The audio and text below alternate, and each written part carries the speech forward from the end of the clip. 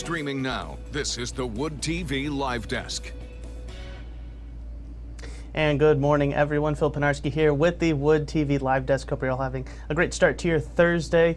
For the fifth year in a row, the Mackinac Island Artist in Residence program has been going on, and this is the fifth year. And so 8 new artists will get the chance to spend 2 weeks at a time on Mackinac Island, sort of working on their craft and really promoting the arts. And to get a little bit more of an insight on it, we are now joined by a former resident with the program, Alexander Utz. He is a playwright based out of Chicago, and he's here to talk a little bit more about it. Alexander, thank you so much for being here. Thanks for having me, Phil. I really appreciate it. Yeah, no, absolutely. And Alex, just real quick, if you wouldn't mind just kind of talking a little bit about what you're currently doing. I know you're still in the Chicagoland area, still working out of the Avalanche Theater, correct? Yeah, that's right. So I am a Chicago-based playwright actor. I'm the artistic director of Avalanche Theater, which is a small theater company based on new plays and developing new plays. So that's what I'm doing here. I also work at the Fine Arts Building, a historic landmark building of artist studios with a theater, the Studebaker Theater. So that's what I do for my day job as well. Mm-hmm. And of course, you're here talking about the Artist in Residency program. Mackinac Island, not necessarily that close to Chicago, maybe driving distance, but hearing about the program, what really got you intrigued in wanting to make that journey up to northern Michigan? Yeah, so I was at the time working on writing a play that was set on Mackinac Island. It's a historic play about William Beaumont and Alexis Saint-Martin. And for the folks who don't know, the story of Beaumont and Saint-Martin is essentially that Alexis Saint-Martin was a fur trader, a French-Canadian fur trader who accidentally got shot in the stomach when he was 19 years old. He survived, but it left a hole into his stomach. His body healed in such a way where the doctor was able to access his stomach, and so they started doing experiments on digestion. This was in the early 1800s when folks didn't really know a whole lot about how the digestive process worked. So they did experiments together for about 11 years, and it was a fascinating relationship and story. And so when the opportunity came up to apply for this residency program where I'd be able to spend time on the island, doing research, working on the play, and just kind of experiencing the environment, I really just jumped at the opportunity. Right, and speaking of that play, we talked a little bit earlier off camera, just kind of how that play has been going. You actually finished it on Mackinac Island. Can you maybe go into a little bit in depth about how being there allowed you to finish it and really what you kind of learned from the experience in general? Yeah, the greatest asset that the residency gave me was time and space, and just like the ability to sit in the environment and really inject the play with the spirit of Mackinac Island. So while I was there over the course of those 2 weeks, I finished revising the play, I finished writing it, and I got it into a place where it was really okay to be performed, and it was ready to be performed. So then after the residency, I was able to perform it twice at the International Museum of Surgical Science here in Chicago, which was a really exciting opportunity and really a lot of fun. And now I'm in talks with a director in Chicago who has a company here, and they are looking at potentially producing it. So we'll see where that goes, but hopefully somewhere good. Yes, no, definitely. Congratulations on that, of course. But when we first reported on this residency program, we got a lot of questions, a lot of people very interested in it, obviously. But one of the things that maybe kind of stuck out to me, maybe it was just me, but there are a lot of things that go into planning on going and doing this residency. You're going to be there for 2 weeks. You got to figure out a way to fund that, spend your time, transportation, all of that stuff. That all comes to the front of the mind, but what is something that maybe most people that are trying to apply for this maybe wouldn't think about if they do get this residency that really came up to you that maybe surprised you? I think the thing that really surprised me was how open it was.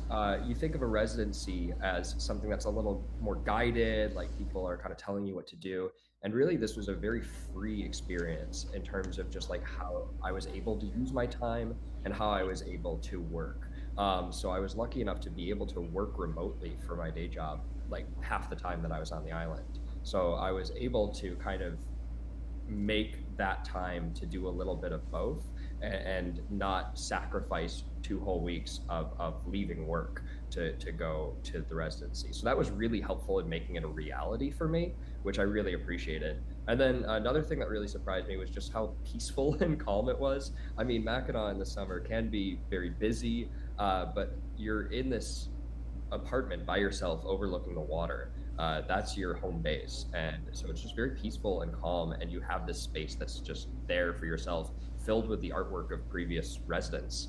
So it's cool to be surrounded by these paintings. And then just, being able to go and rent a bike and ride around the island and just have that time to yourself and really take in the experience, I think was a surprise in a very good way.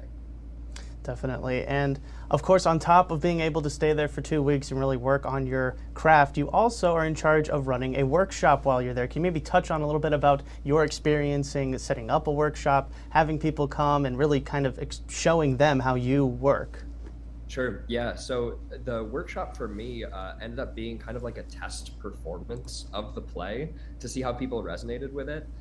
So the folks who showed up to the workshop, I took them out to the big lawn in front of the fort overlooking the water, that big park there on the island, and just read them the play. I played all the different characters and read through it just to see how people responded to it. I hadn't really heard it in front of a group of people before, especially people who weren't as familiar with the story as I was.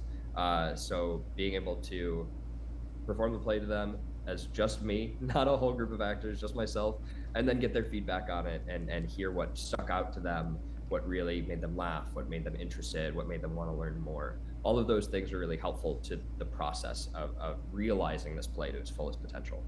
Absolutely. And once again, Alexander Utz here, former resident at Mackinac Island's Artist in Residence program, here talking a little bit more about his experience. If you have any questions for Alexander, please leave them in the comments section below. We'll try to get to as many as we can. And also I want to remind everybody that if you're interested in applying for this program, anyone can apply for it. You can actually find a link on how to do that right now over on our website, woodtv.com. Alexander, kind of switching gears now, we talked to a bunch of the organizers behind this program, and they really touched on the importance of funding the arts and giving people the opportunity to express themselves creatively. How would you sort of describe the process of getting that opportunity, and also maybe touch on the importance, as you see it, of supporting the arts? Yeah, so as somebody who's kind of still in like early stages of my career as an artist, an opportunity like this is really kind of invaluable. You don't really get the time or the dedicated space to work on your craft, especially if you're working a day job and you're trying to make ends meet and things like that while also still working on your art. So an opportunity like this where you can just like put your full focus and energy into what you're working on is really, really valuable and really cool. I think that obviously funding the arts and providing this dedicated space to the arts is essential and crucial. And so I was just like really honored to be a part of this program. Yeah, I think that's kind of where my head is at about it. Yeah, absolutely. And kind of wrapping things up, Alexander, tell the people, I'm sure everybody would be very interested in knowing what you've got going on. Of course, you mentioned how you've already performed Gut a couple of times, and you're trying to get it up and going up again. Maybe just tell everybody where they can find some of your work and Sure. Really keep in touch with and up to the latest on what you're up to. Absolutely. So you can find all of my work at alexanderutz.com. That last name is spelled UTZ. And then right now I'm working on a couple of projects. I have a theater company called The Plagiarists here in Chicago who are performing my play Arabia in June and July of this year. So we're casting that right now. We'll go into rehearsal soon. And then another theater company called Three Brothers Theater, just north of Chicago in Waukegan, Illinois, is doing my play The Creators in May. So I've got those two projects coming up fast and furious, and then I'm also running my own small theater company, Avalanche Theater, and we have a next draft series of new plays which we're developing, and we're helping the playwrights write them and revise them, and then we'll have workshop readings of those starting in the spring. So I've got a lot on my plate right now, but it's really exciting, and you can find all that at alexanderutz.com. All right, Alexander, thank you so much for joining us today. Really appreciate getting your insight on your experience with the Mackinac Island Artist in Residence program. Again, thank you so much for joining us. Thank you, Phil. I appreciate it. Of course. And I want to thank everybody else for tuning into this latest edition of the Wood TV Live Desk. I'm Phil Penarski, and we hope you have a great rest of your day.